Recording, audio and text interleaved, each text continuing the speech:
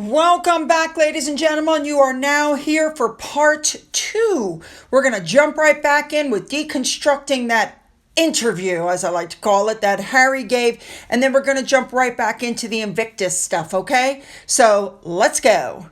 First of all, Meghan was completely left out of the interview. There's a few photos of her walking with Harry so that you are aware that she's there.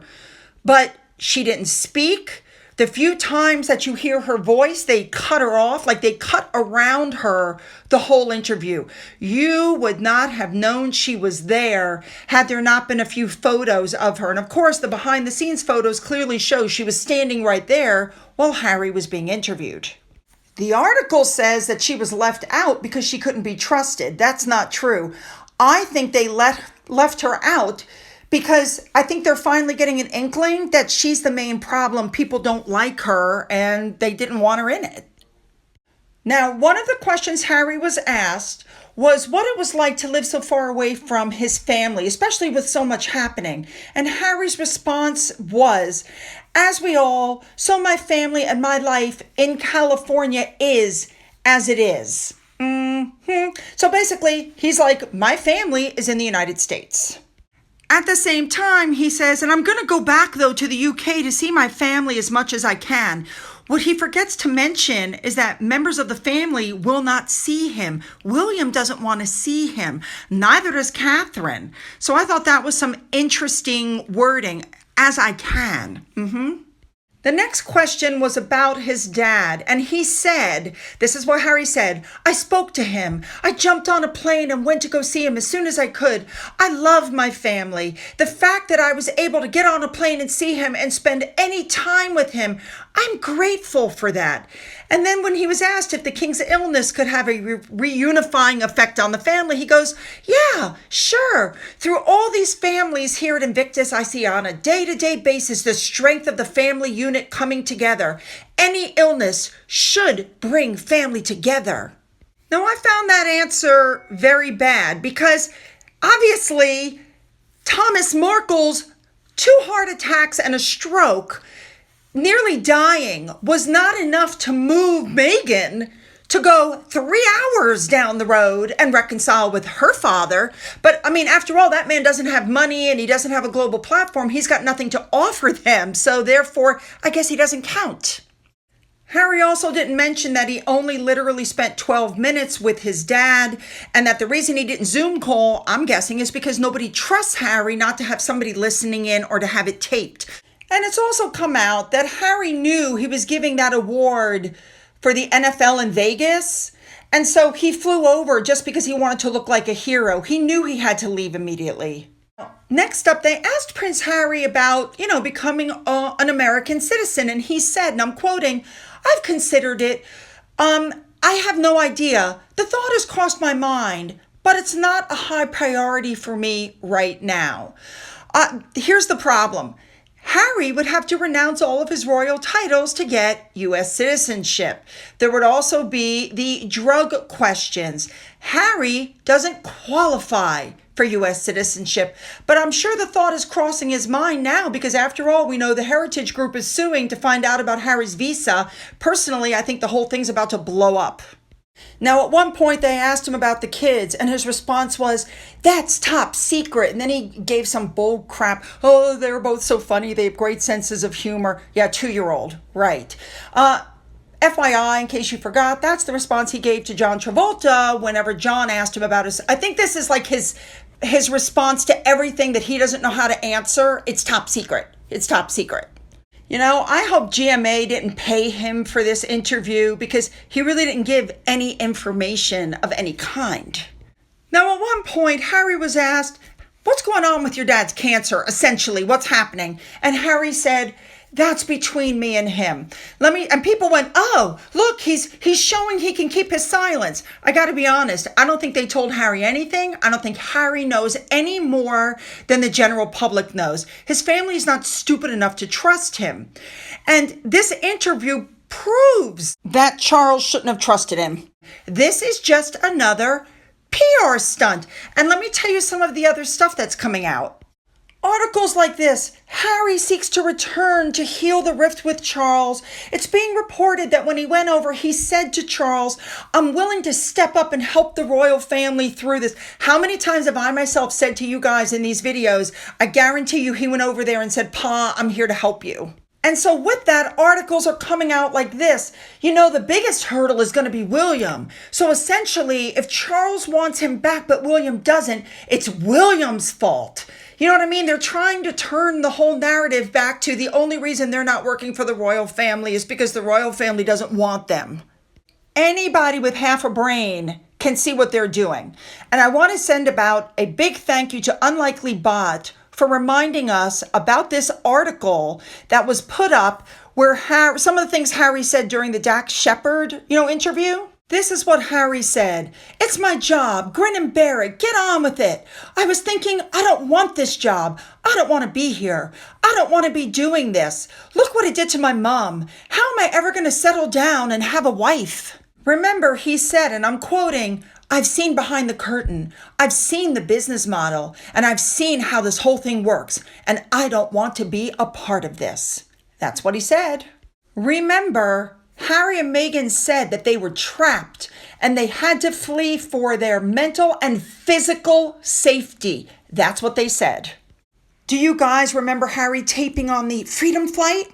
Articles like this are coming out saying that Charles is keen to reconcile and see more of his son, and he thinks it would benefit the monarchy. That is such crap. That's absolutely not true. That is misinformation. It's also being put out in multiple articles that Catherine is open to reconciling with Meghan Markle. That is also untrue. The Sun says that Meghan is trying to reconcile with Catherine. See how this goes round and round and round? Guys, it's never going to happen. I have to agree with Unlikely Bot. You have to look at what the king has actually done. He told Harry and Meghan, enjoy your life overseas. They have not been invited to things. They were evicted from Frogmore.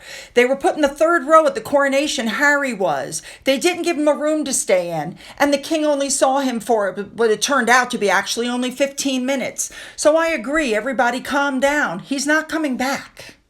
I want to thank whoever on Twitter did this. I can't find who did it, but yeah, when you look at this, I think the king has not forgotten all of this. So I agree with Unlikely Bot. Everybody, relax. I have to agree with this Twitter user. Harry is totally using his father's diagnosis to try to get a foot in the door. Meghan Markle's reaching out to Catherine with goodwill messages. I've told you before also that WME told them they needed to clean up their act and try to get back in with the royal family to salvage their brand. This is it. Any way you look at it, guys, Harry is trying to weasel his way back into the royal family, but they don't want him. He's untrustworthy and nobody wants to deal with Meghan. It's just never going to happen. That's my thought. All right. Now, we're still on the same day that Harry did the luge and they did the first thing, So now we're on to outfit number 3 for Meghan for the day. And the article says she opted out of the action. Yes, that's because she's the most unathletic person you've ever met.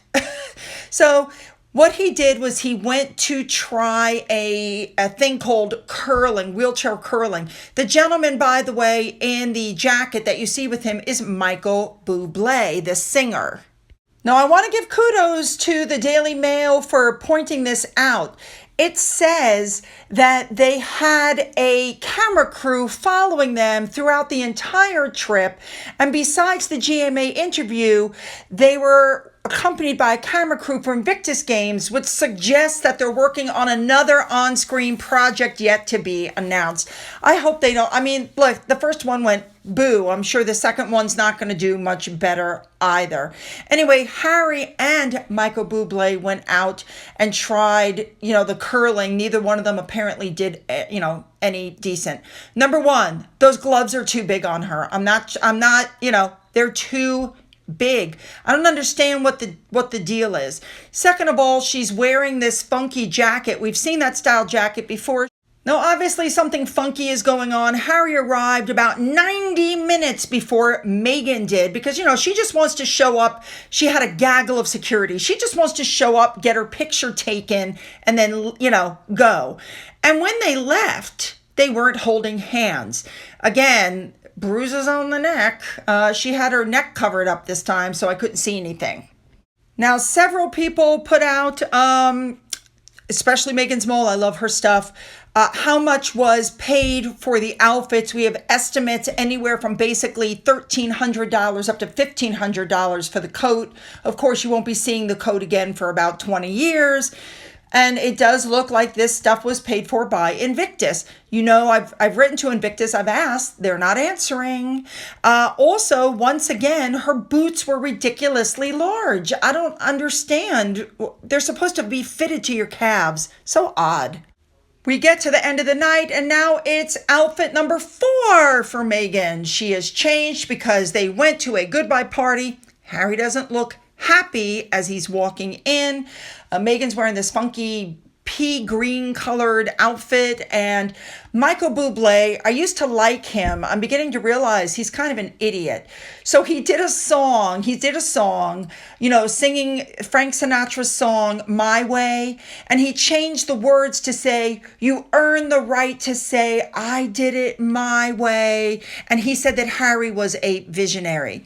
Obviously, Michael Bublé is not the brightest bulb. Like, really?